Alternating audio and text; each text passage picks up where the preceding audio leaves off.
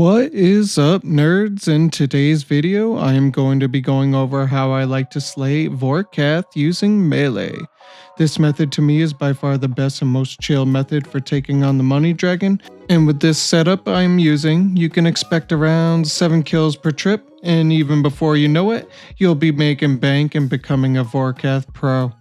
If you like this video, please don't forget to give it a like and subscribe to the channel to get all my future videos and guides.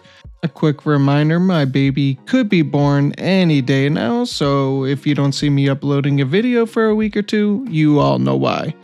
But with that being said, let's dive right into the video. Requirements. The biggest requirement for Vorkath is the completion of Dragon Slayer 2.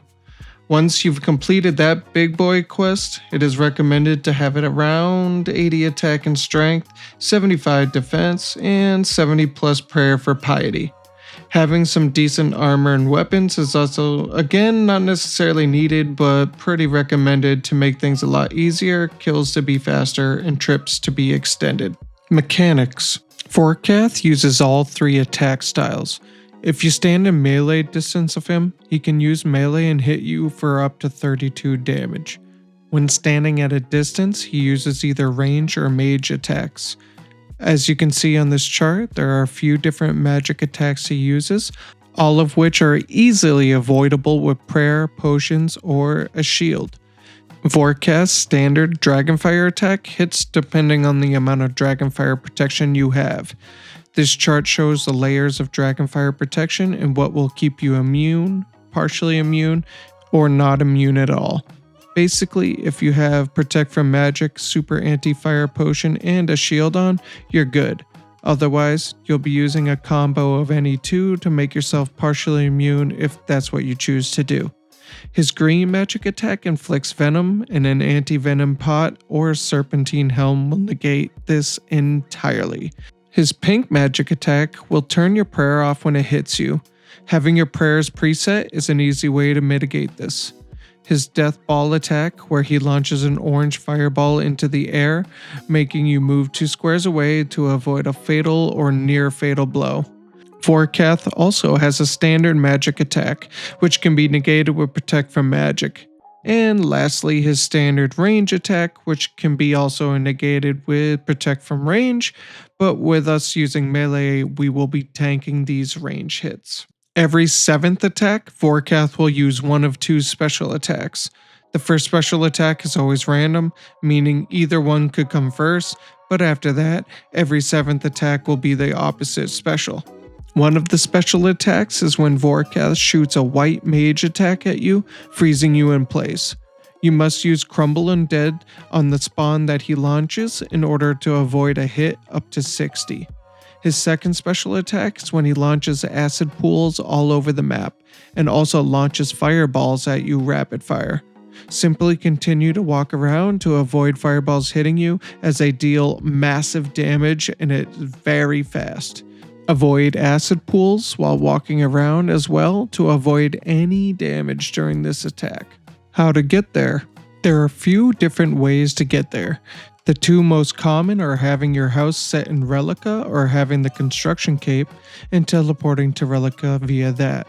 Run northwest a bit until you find Torfin, who will have the Ungale option. Travel there to find Vorkath. Also, you can create a water birth portal in your house. Enter it and travel with Jarvald to Relica. Then run east to the dock with Torfin and travel to Ungale. Gear and inventory. For our gear, we're going to be using the Neonaut's face guard. Now, in certain situations, you could use the Slayer helm, but the Salve amulet outperforms it in most scenarios. You could also use a Serpentine helm if you don't plan on using any venom protection with potions. I am going to use an anti-venom potion, so I'm going to use the face guard, but you can also use the Serpentine helm, or you can DPS calc and see if the Slayer helm is going to be better for you if you're on a Blue Dragon or Vorkath task. But then, of course, we have the Salve Amulet, EI. We have Rada's Blessing, Dragon Defender. You could also just use a anti-dragon fire shield or DFS if you got one. Again, I'm just going to choose to partially take some damage, but you could switch that with a dragon fire shield if you choose. I'm going to be using the Berserker Ring Imbued, Primordial Boots, Ferocious Gloves, Bandos top and bottom, a fire cape, and a dragon hunter lance. Now, if you don't have this, you can also use a fang. It's pretty effective. Obviously, the fang as of June 8th has been kind of going up a little bit. So, but it's still definitely cheaper than a dragon hunter lance. So, if you do have a fang, I recommend using that as well. For our inventory, we're going to be using the Burning Claws. Now, I like these because of the chip damage. You could also use a Dragon Warhammer or a BGS or something like that. Technically, really, you don't really need to do anything special attack-wise. If you wanted to just use an extra piece of food or an extra Super Restore or Parapod or something, it's totally up to you, but I like the Burning Claws. I have a Divine Super Combat Potion and Anti-Venom.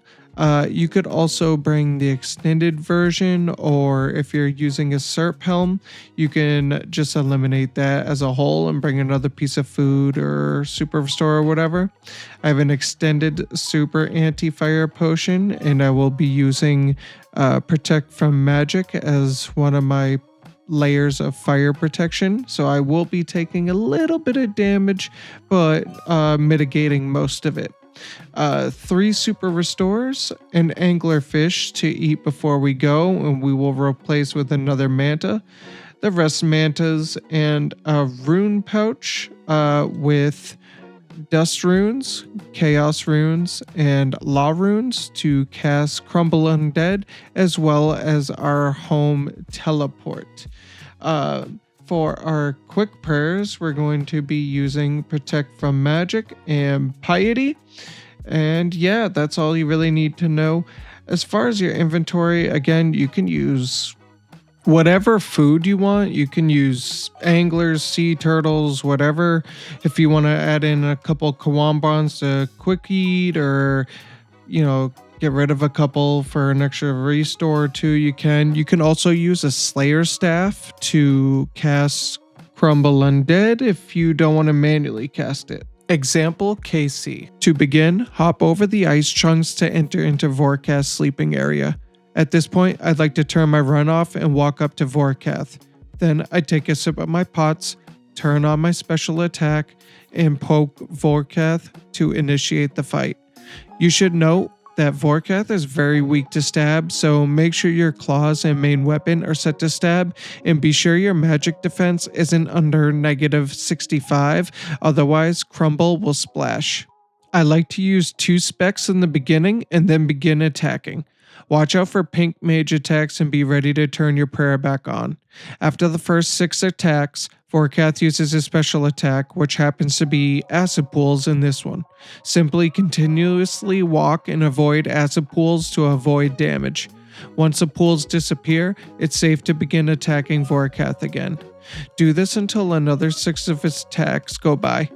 Now, it is time for the frozen spawn attack. When he freezes you, it's a good idea and habit to click on the ground first, then use Crumble Undead on the spawn. Not clicking on the ground first can cause you to attack Vorkath one more time, making there be a slight delay to attack the spawn with Crumble, and sometimes you won't have enough time to get the attack off. Once you cast Crumble on the spawn, wait for the green lettering that says you become unfrozen as you kill the spawn, and then click to attack Vorkath. If you click before that, you will hit a 0 every single time. You should always try and wait until you get to the acid pool attack to eat, to try and save on time wasted eating instead of attacking as well. Continue this cycle until you defeat Vorkath. Be sure to always watch for launch fireballs, as this can KO you, and watch out for the pink mage attacks, which disable your prayer. Once you're done with the fight, congratulations. You're about to become a Vorkath pro, and who knows, maybe you'll get that Vorky pet, or if you're lucky, unlike me, get a DFS for yourself. Alright nerds, that's all I got for you today. If you like this video, please don't forget to hit that like button and subscribe to the channel to get all my future videos and guides. The love and support from you all is literally amazing, and I can't thank you all enough for it. Like I mentioned before, my baby is due to be born really any day now, so if you don't see a video from me for a little while, that is why, and I am sure you all understand, but I will be back and I will be making more videos and guides for you all. But I hope I was able to help you all, and I hope you all get super spooned. But until next time, nerds, peace.